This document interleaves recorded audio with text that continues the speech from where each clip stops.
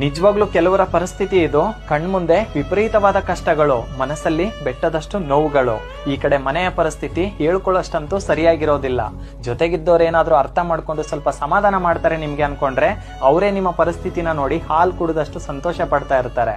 ಇದೆಲ್ಲವೂ ಕೂಡ ನಿಮ್ಮ ಬದುಕಲ್ಲಿ ಆಗ್ತಾ ಇದೆ ಅಂದ್ರೆ ಒಂದನ್ನ ಅರ್ಥ ಮಾಡ್ಕೊಳ್ಳಿ, ನಿಮ್ಮ ಸಮಯ, ಒಳ್ಳೆ ಸಮಯ, ಶುರುವಾಗುವಂತ ಸಮಯ ಈಗ ಬಂದಿದೆ ಅಂತ ಅರ್ಥ.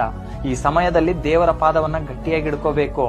ಈಗ ನನಗೆ ದೇವ್ರ ಎಲ್ಲರ ಬಣ್ಣವನ್ನ ಬಯಲ್ ಮಾಡಿ ತೋರಿಸ್ತಾ ಇದ್ದಾನೆ, ಇನ್ನು ಮೇಲೆ ನನ್ನ ಜೀವನ ಚೆನ್ನಾಗಿರುತ್ತೆ, ಇವ್ರನ್ನೆಲ್ಲ ನಾನು ತುಂಬಾ ಒಳ್ಳೆಯವರು ನನ್ನ ಜೊತೆಗಿದ್ದಾರೆ, ನನ್ನ ಅರ್ಥ ಮಾಡ್ಕೊಂಡಿದ್ದಾರೆ ಅಂತ ನಾನು ತುಂಬಾನೇ ಸಂತೋಷ ಪಟ್ಟಿದ್ದೆ, ಹೆಮ್ಮೆ ಇತ್ತು ಇವ್ರ ಬಗ್ಗೆ. ಆದ್ರೆ ಇವ್ರ ನಿಜ ಬಣ್ಣ ಬಯಲಾಯ್ತು ಅಂದ್ರೆ ಆ ಭಗವಂತ ನನ್ನ ಕೈ ಹಿಡಿತಾ ಇದ್ದಾನೆ ಅನ್ನೋದನ್ನ ಅರ್ಥ ಮಾಡ್ಕೊಳ್ಳಿ.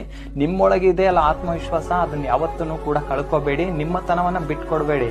ನೀವ್ ಯಾರಿಗೂ ಮೋಸ ಮಾಡಿಲ್ಲ ಅನ್ನೋದೇ ನಿಜ, ಆದ್ರೆ ನಿಮ್ಮನ್ನ ದೇವ್ರ ಕೈ ಬಿಡಲ್ಲ ಅನ್ನೋದು ಕೂಡ ಅಷ್ಟೇ ನಿಜ ಆಗಿರುತ್ತೆ. ನಿಮ್ ಜೀವನ ಇನ್ಮೇಲೆ ತುಂಬಾ ಚೆನ್ನಾಗಿರುತ್ತೆ. ಚಿಂತೆ ಮಾಡಿ